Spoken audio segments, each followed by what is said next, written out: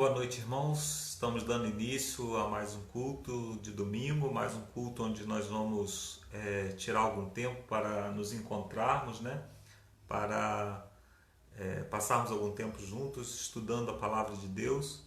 E eu já gostaria de dar uma boa noite a você que já chegou aqui e pedir que você compartilhe também esse link com outras pessoas. Eu já compartilhei aqui com algumas pessoas, já compartilhei com os meus contatos aqui e gostaria de pedir que você também compartilhasse com os seus contatos aí para que a gente tivesse um número maior de pessoas aqui participando da nossa transmissão aqui, né?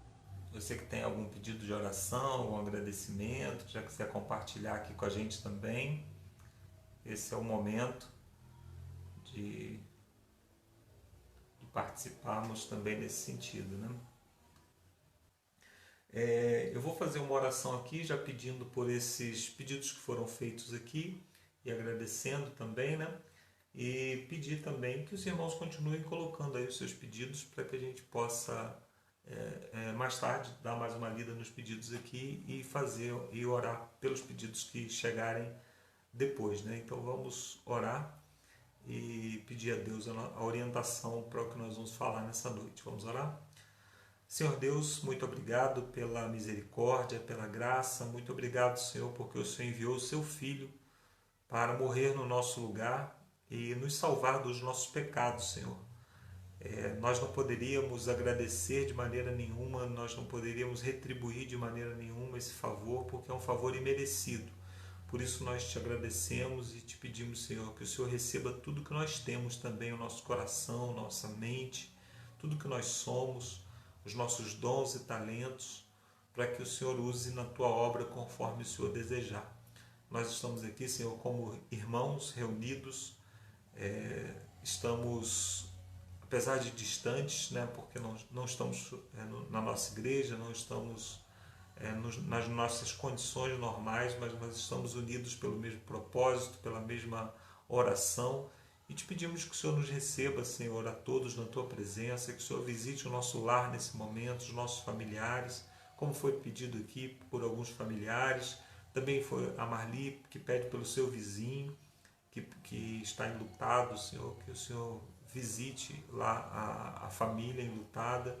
Também te pedimos, Senhor, por aqueles pedidos que não foram expressados aqui, mas que o Senhor conhece muito bem, o Senhor sabe de cada um e tem condições de atender a todos, Senhor, de acordo com a tua vontade, porque nós te pedimos, Senhor, que até mesmo os nossos desejos sejam colocados aos teus pés para que o Senhor os transforme segundo a tua vontade. Nós te pedimos também, Senhor, que o Senhor abençoe tudo aquilo que vai ser dito aqui nessa noite, as palavras que nós vamos ler na Bíblia, na tua palavra, na Bíblia Sagrada. Nós te pedimos que tudo isso seja nos transmitido através do teu Santo Espírito, para que possamos compreender não como nós desejamos, não como nós gostaríamos que fosse, mas de acordo com aquilo que de acordo com a tua verdade, Senhor.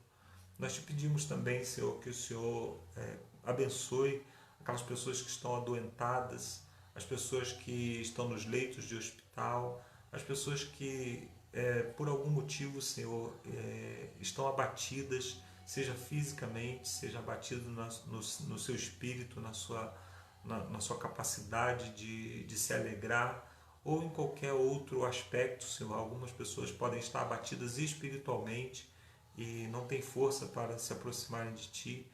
Então nós te pedimos por todas essas pessoas, Senhor, pessoas presas por vício, pessoas presas por qualquer dificuldade que seja, que o Senhor visite cada uma, Senhor, e auxilie cada uma, para que cada pessoa receba de Ti a força necessária para vencer as suas dificuldades, Senhor. A Tua palavra nos garante que ninguém vai passar por tentação que não possa suportar. Mas nós somos fracos, Senhor, e muitas vezes não suportamos nem mesmo as tentações mínimas. Por isso necessitamos do Teu Espírito para vencer as dificuldades desse mundo. Salva-nos, liberta-nos, é o que te pedimos pelo nome do nosso Senhor e Salvador Jesus Cristo. Amém. Muito bem, amigos, a Vânia também pede pelos enfermos aí, né? Nós já oramos pelos enfermos, estou vendo que a Alzira chegou aí também. a Eda e o Diego, sejam bem-vindos aí, que vocês continuem participando conosco aí. Deixa eu ver se tem mais alguém que chegou aqui. Isso aí. Então, irmãos, eu gostaria de pedir a você que pegasse a sua Bíblia para que possamos ler um texto da Bíblia que é muito pouco lido. É uma biografia que tem na Bíblia, mas que ela acaba ficando escondida numa parte da Bíblia que, mesmo aquelas pessoas que gostam muito de Bíblia, gostam muito de ler a Bíblia, não gostam de ler, que são as cronologias, né? ou melhor, as genealogias, que estão ali no livro de Crônicas. Nós vamos ler ali o livro de Crônicas no capítulo 4. Então eu gostaria que você pegasse a sua Bíblia para que a gente possa ler juntos, para que você possa ouvir diretamente da boca do Senhor, né? Porque a Bíblia é a palavra de Deus, é Deus nos falando. Crônicas ele fica ali depois de Samuel, né? Depois de Samuel tem Reis, aí em seguida tem Crônicas. Você tem 1ª e 2ª Crônicas, nós vamos ler 1ª Crônicas, né? Então está lá no Antigo Testamento, bem mais para o início da Bíblia, e você vai ler comigo aí. Mas o texto diz assim, 1ª Crônicas, capítulo 4, verso 9. Foi Jabés mais ilustre do que os seus irmãos. Sua mãe o chamou de Jabés, porque dizia: com dores eu dei à luz.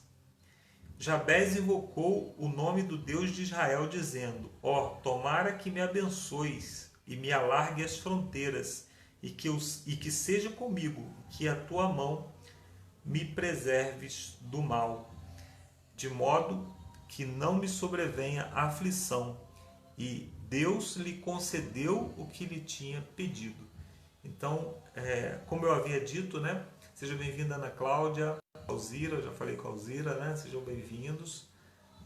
Então, como eu disse, né? Esse homem, ele fez uma oração, e aqui o finalzinho do verso diz que Deus o concedeu como lhe tinha pedido, ou seja, assim como ele pediu, Deus o concedeu. Deus deu a ele exatamente aquilo que ele pediu na sua oração.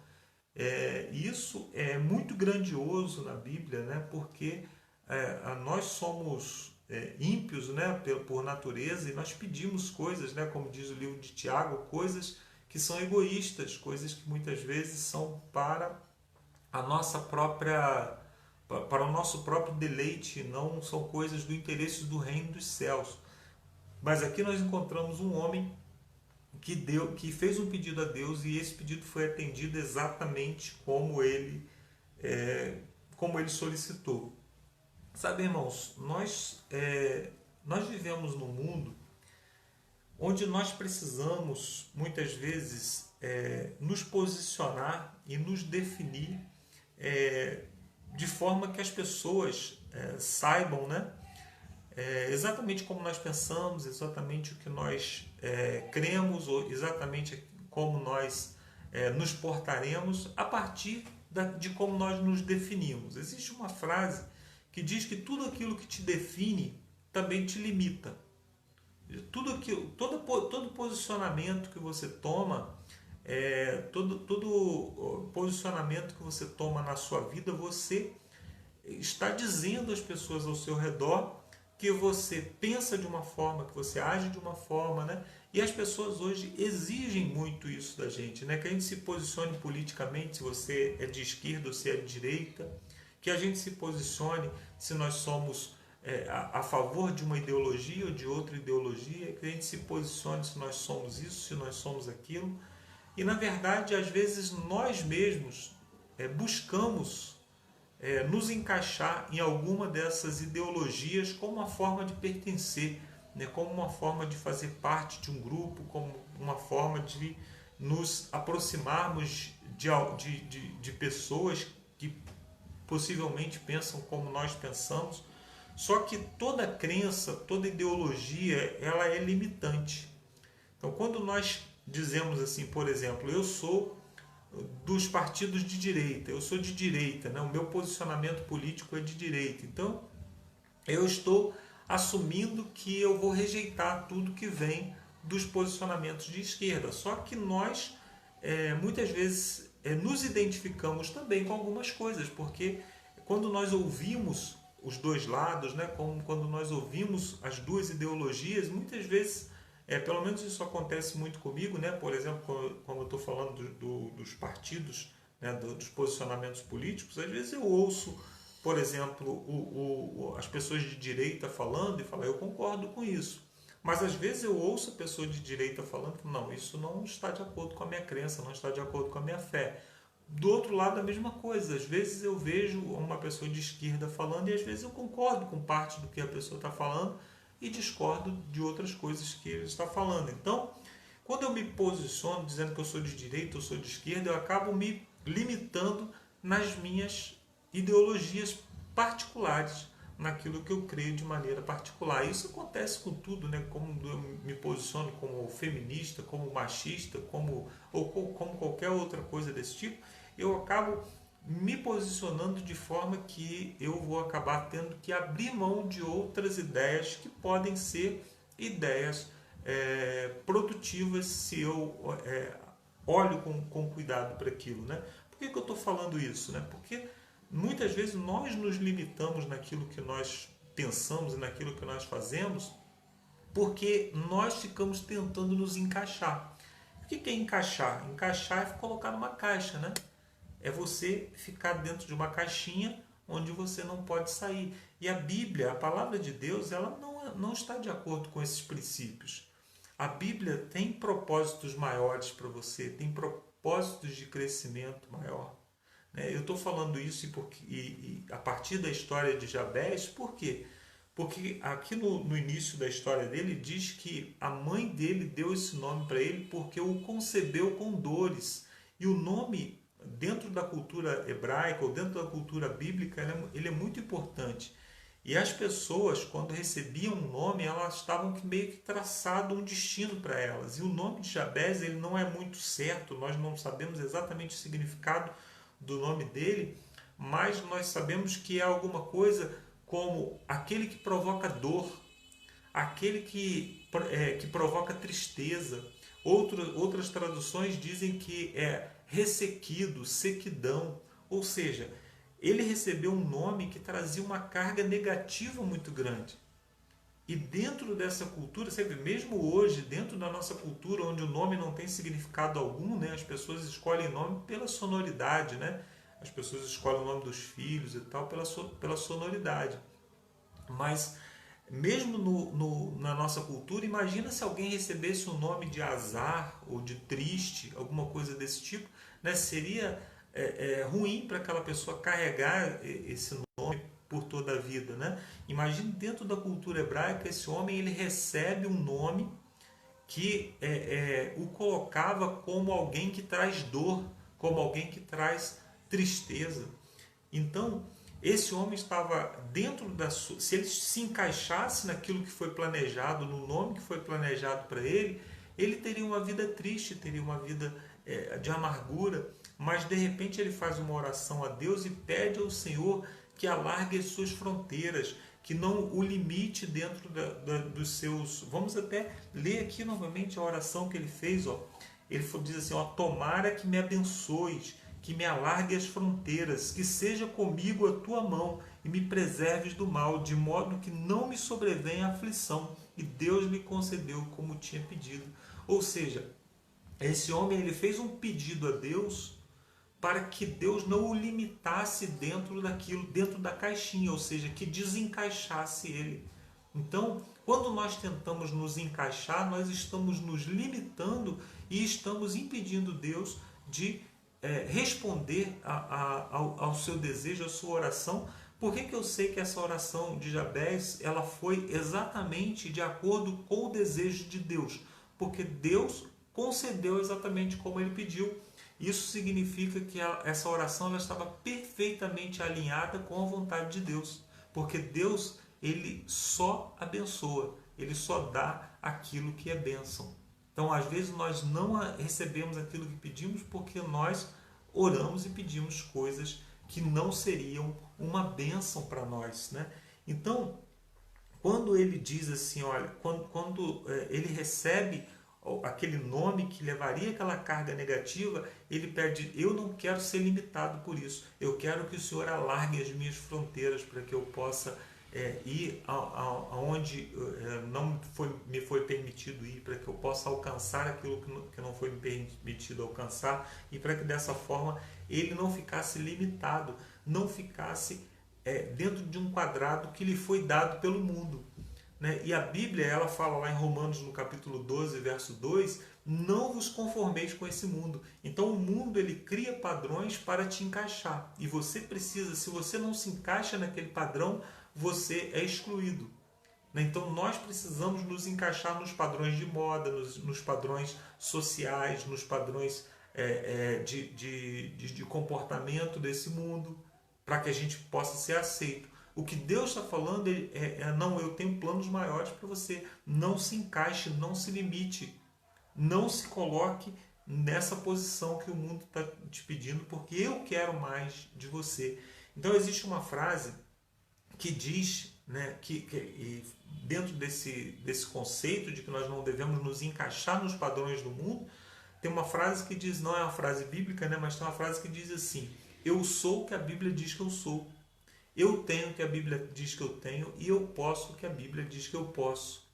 Ou seja, nós temos um padrão mais elevado, que é a palavra de Deus. Aí você poderia dizer assim: ah, mas então eu não posso me limitar. Você acabou de dizer que eu não posso me limitar, que eu não posso me encaixar, que eu não posso atender a padrões, e você está dizendo então que eu tenho que me encaixar na Bíblia, que eu tenho que atender os padrões da Bíblia. A Bíblia também não é uma crença limitante? Sim, a Bíblia tem muitos nãos.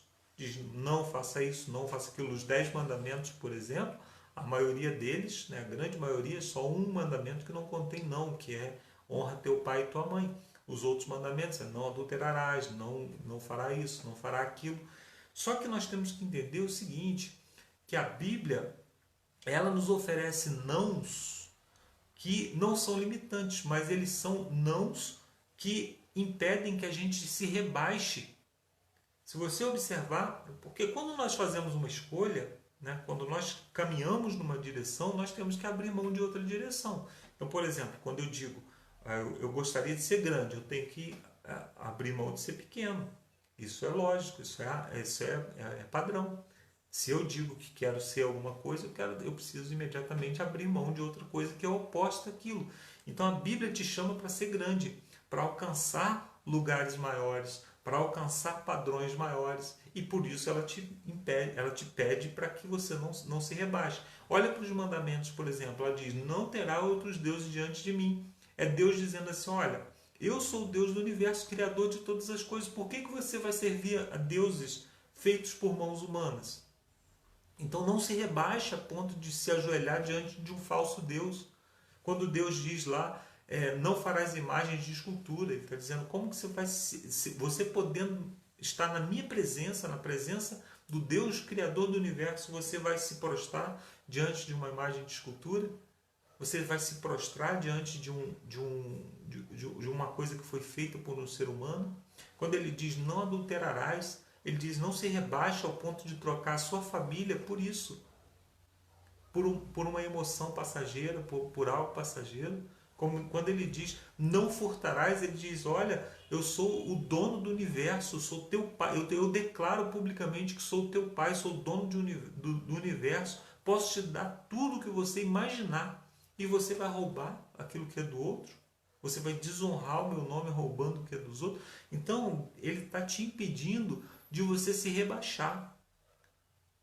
Agora, no contrário, no crescimento, a Bíblia não apresenta limites para isso. A Bíblia não apresenta limites para você ser grande, não apresenta limites. Pelo contrário, ela te dá padrões elevadíssimos para que você possa alcançar. Boa noite, Marcos. Seja bem-vindo, Marcos Abreu. Então, a Bíblia ela te apresenta padrões que são elevados. Ela te limita para que você não se rebaixe, mas ela te apresenta padrões elevados, padrões que nós podemos alcançar sem limites. A Bíblia nunca diz que há um limite. Eu quero que você abra a sua Bíblia para que você entenda isso que eu estou te falando, lá em Gálatas, no capítulo 5. Gálatas, no capítulo 5, é um texto bastante conhecido da Bíblia. Inclusive, nós estamos estudando a Epístola aos Gálatas, né? No grupo que nós criamos de estudo, nós já estudamos todo o capítulo, todo o estudo ouvindo a voz de Deus, né? Com a voz lá do Cid Moreira e tudo mais, e agora nós estamos no estudo do livro de Gálatas. Então, se você não faz parte do grupo, se você não está participando e quer receber esse estudo, entre em contato comigo que eu vou mandar para você o estudo para que você possa compreender o livro de Gálatas, esse livro tão polêmico, né? É um livro que ele fala do evangelho puro, do evangelho sem mácula, sem mancha. Então é muito importante a gente compreender a nossa liberdade, a liberdade que Deus nos deu a partir do livro de Gálatas. E isso está muito dentro do contexto que nós estamos falando hoje. Nós estamos falando de liberdade para crescer sem limites. Então a lei de Deus, como eu disse, limita você para que você não se rebaixe, para que você não caia. Ele diz lá, os nãos de Deus são para que você não precise se rebaixar, não precise ser menor, porque você é filho do Deus Criador do Universo. E aqui em Gálatas, no capítulo 5, a partir do verso 22, ele fala do fruto do Espírito, que é muito conhecido, um texto muito conhecido. Olha o que ele fala aqui. Mas o fruto do Espírito é o amor, alegria, paz, longanimidade, benignidade, bondade, fidelidade, mansidão, domínio próprio. E ele termina dizendo o quê? Contra essas coisas não há lei. Ou seja, há um limite para você ser bondoso? Não. Há um limite para você ser manso, para você ser espiritual? Não. Não há limite para crescimento. Deus não impõe limites. Pelo contrário, qual é a nossa meta de crescimento? Qual é a nossa meta de ser bondoso, manso? A nossa meta é Cristo. É uma meta inalcançável. A nossa meta é ser igual a Deus, ao Criador do Universo. É uma meta inalcançável. Isso significa que nós podemos crescer e expandir por toda a eternidade sem alcançar essa meta. Sabe? Deus ele não gosta de limites, né? Se você observar na Bíblia, Deus cria o quê? Deus criou o universo sem fronteiras. É infinito, né? Os próprios cientistas dizem que é infinito. Tempo não tem limite também. Não tem final o tempo. Né? A vida que ele nos oferece é o que? Vida eterna. É sem fim também. Deus não gosta de limites. Ele não gosta de limites. E a gente acha que é muito tempo. Você imagina a eternidade, quanto tempo que é. Mas o dia que nós contemplarmos a face do nosso Deus, e ele vai falar assim, a tua meta é ser igual a mim. É crescer à medida da minha estatura, como diz a palavra de Deus, né? Que é crescer a estatura da imagem do Filho de Deus. Nós vamos falar assim, mas a eternidade é muito pouco tempo para isso. Então, a nossa meta de crescimento é grande demais. Nós precisamos olhar cada dia para o nosso Senhor, para o nosso Salvador, e falar assim, eu não posso ser limitado por ideologias do mundo. Eu não posso ser limitado por ideias do mundo. Eu não posso me prender a partidos, a filosofias desse mundo. Porque o meu crescimento, aquilo que Deus planejou para mim, é tão grande que esse mundo não é capaz de me suportar. Esse mundo nem é capaz de me entender. Esse mundo nem é capaz de conter o crescimento que Deus planejou para mim. Então, quando nós pensarmos em encaixar nossa mente em alguma dessas filosofias mundanas, quando a gente pensar em encaixar nossa mente em algum desses partidos políticos, em alguma dessas posições ideológicas, a gente tem que pensar nisso, a gente tem que pensar, não cabe. Aquilo que Deus planejou para mim não cabe em lugar nenhum aqui nesse mundo, porque Deus planejou para mim o infinito, a eternidade. Deus planejou para mim aquilo que há de mais grandioso, que é a imagem do caráter do seu próprio Filho Jesus Cristo. Então, irmãos, que a gente possa continuar todo dia olhando para a palavra de Deus e comparando o nosso caráter com o caráter de Jesus, para que a gente possa crescer cada dia mais, E aí você vai entender que o Evangelho, você vai entender que o cristianismo, você vai entender que a religião cristã é uma religião que não impõe limites para o seu crescimento. Pelo contrário, Deus te chama para ser grande, muito maior do que esse mundo pode suportar. Que Deus nos abençoe e que possamos a cada dia crescer um pouquinho.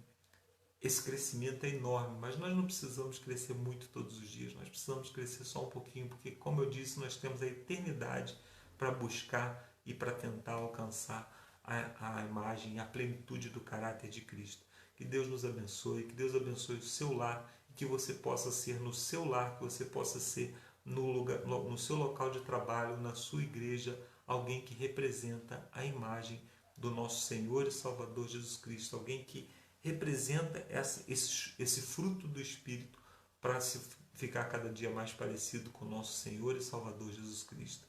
Que Deus nos abençoe, que você tenha uma ótima semana e que quando nos encontrarmos aqui novamente possamos dizer: eu estou hoje um pouco mais perto do caráter de Cristo do que eu estava no nosso último encontro. Que Deus abençoe e tenha uma boa semana para você e para a sua família.